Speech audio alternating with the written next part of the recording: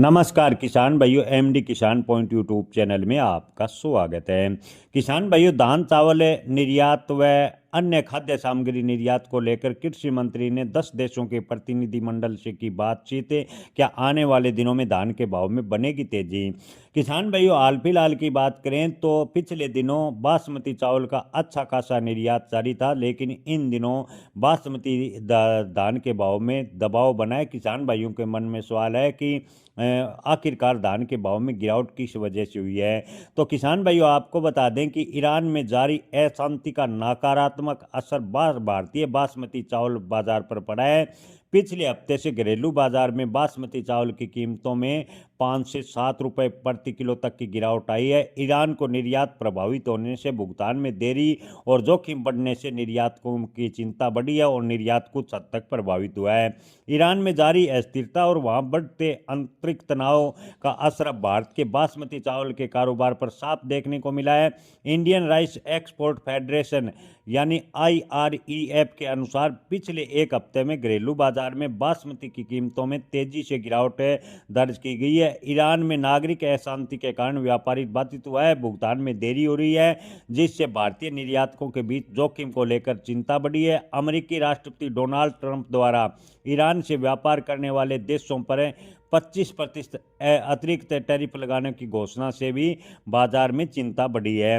हालांकि फेडरेशन का कहना है कि इससे अमेरिका को भारतीय बासमती निर्यात पर फिलहाल बड़ा असर पड़ने की आशंका कम है, लेकिन अंतर्राष्ट्रीय स्तर पर अनिश्चितता और बढ़ रही है।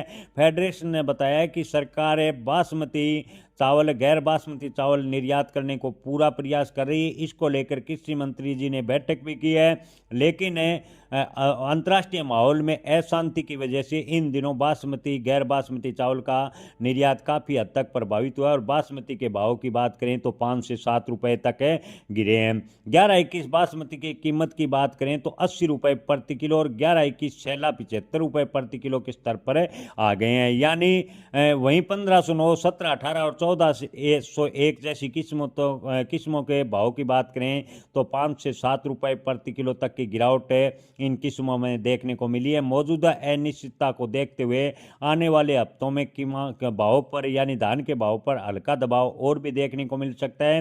फेडरेशन के उपाध्यक्ष देव गर्ग ने कहा कि ईरान लंबे समय से भारतीय बासमती का एक बड़ा बाजार है, लेकिन मौजूदा हालात में व्यापार चैनल प्रभावित हुआ है, भुगतान धीमा पड़ा है, जिससे निर्यातकों की दिलचस्पी कम हुई है और खरीदारों को भरोसा भी कमजोर हुआ है।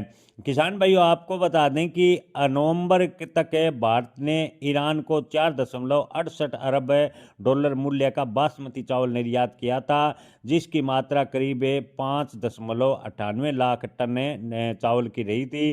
फेडरेशन के निर्यातकों को सलाह है कि ईरान पर निर्भरता कम करते हुए पश्चिम एशियाई, अफ्रीका और यूरोप जैसे विकल्प यानी बाजारों की ओर रुख करें। ऐसा कृषि मंत्री जी ने बैठक में भी साफ किया था। अगर निर्यातक ईरान पर निर्भरता कम कर एशिया और अफ्रीका और यूरोप जैसे देशों का विकल्प तलाशते हैं तो बाजार में एक बार फिर सुधार देखने को मिल सकता है। जय किसान, धन्यवाद।